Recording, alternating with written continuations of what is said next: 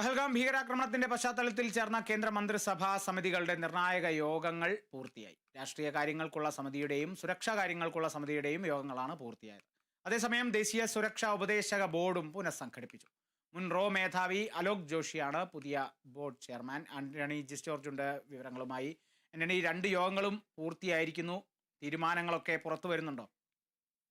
തീർച്ചയായും നിർണായകമായ 2 യോഗങ്ങളാണ് ഇന്ന് ഡൽഹിയിൽ നടന്നത്. ആദ്യം നടന്നത് കേന്ദ്ര മന്ത്രിസഭയുടെ സുരക്ഷാ കാര്യങ്ങൾക്കുള്ള സമിതിയുടെ യോഗമാണ്. അതിന് തൊട്ടു പിന്നാലെ തന്നെയാണ് രാഷ്ട്രീയ കാര്യങ്ങൾക്കുള്ള സമിതി യോഗവും നടന്നത്. ഈ യോഗത്തിൽ കേന്ദ്ര പ്രതിരോധ മന്ത്രി രാജ്നാഥ് സിംഗ്, അതുപോലെ തന്നെ ആഭ്യന്തരമന്ത്രി അമിത്ഷാ, അതുപോലെ തന്നെ കേന്ദ്ര വിദേശകാര്യമന്ത്രി എസ് ജയശങ്കർ, ധനമന്ത്രി നിർമ്മല സീതാരാമൻ അടക്കമുള്ളവരാണ് പങ്കെടുത്തത്. പ്രധാനമന്ത്രിയുടെ അധ്യക്ഷതയിലാണ് 2 യോഗങ്ങളും നടന്നത്. ഏതായാലും പാകിസ്ഥാനെതിരെ കൂടുതൽ കർശനമായ ശക്തമായ നടപടികളിലേക്ക് ഇന്ത്യ പോകുന്നു എന്ന് തന്നെയാണ് മനസ്സിലാക്കാൻ കഴിയുന്നത്.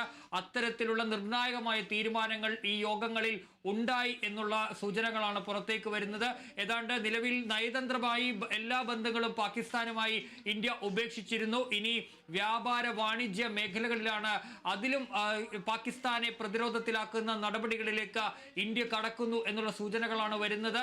ഇനി എന്തൊക്കെ നിർണായക തീരുമാനങ്ങളാണ് ഈ യോഗത്തിന്റെ ഭാഗമായി ഉണ്ടായിട്ടുള്ളത് എന്ന് അറിയേണ്ടതുണ്ട്. വൈകുന്നേരം 4 മണിക്ക് പത്രസമ്മേളനം വിളിച്ചിട്ടുണ്ട്. ആ വാർത്താ സമ്മേളനത്തിൽ കൃത്യമായി തന്നെ എന്ത് തീരുമാനമാണ് പാകിസ്ഥാനെതിരെ ഇന്ത്യ സ്വീകരിച്ചിരിക്കുന്നത് എന്നുള്ള കാര്യത്തിൽ വ്യക്തത വരും. അതിൽ ഏറ്റവും നിർണായകമായ ഒരു കാര്യം എന്ന് പറയുന്നത്, ഈ 2 യോഗങ്ങൾക്ക് ശേഷം പ്രധാനമന്ത്രിയുടെ വസതിയിൽ കേന്ദ്ര പ്രതിരോധ മന്ത്രി, കേന്ദ്ര ആഭ്യന്തരമന്ത്രി, അതുപോലെ തന്നെ BJPയുടെ ദേശീയ അധ്യക്ഷൻ JP നദ്ദ എന്നിവർ മാത്രം പങ്കെടുത്ത ഒരു യോഗവും ചേർന്നിരുന്നു എന്നുള്ളതാണ് ഏറ്റവും നിർണായകമായ ഒരു കാര്യം. ഈ 4 പേരും ഒരു നിർണായക കൂടിക്കാഴ്ച നടത്തി.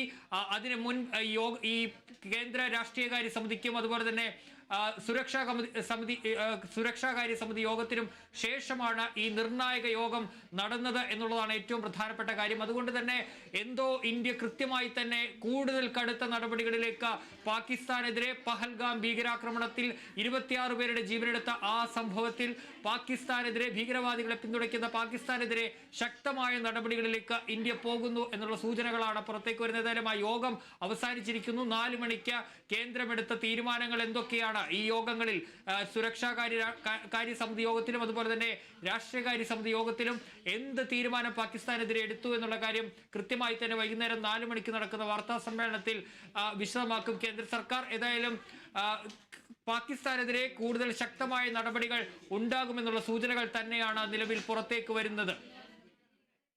ശരി ആന്റണി, കടുത്ത നടപടികൾ തന്നെ പാകിസ്ഥാനെതിരെ സ്വീകരിച്ചിരിക്കുന്നു എന്നുള്ളതാണ് ലഭിക്കുന്ന വിവരങ്ങൾ. 4 മണിക്കാണ് വാർത്താ സമ്മേളനം. കേന്ദ്ര സർക്കാർ സ്വീകരിച്ച നടപടികളെല്ലാം വാർത്താ സമ്മേളനത്തിൽ വ്യക്തമാകുമെന്നുള്ളതും കൂടിയാണ്. ആന്റണി ജിസ്റ്റോർജ് ആണ് വിവരങ്ങൾ നൽകിയത്.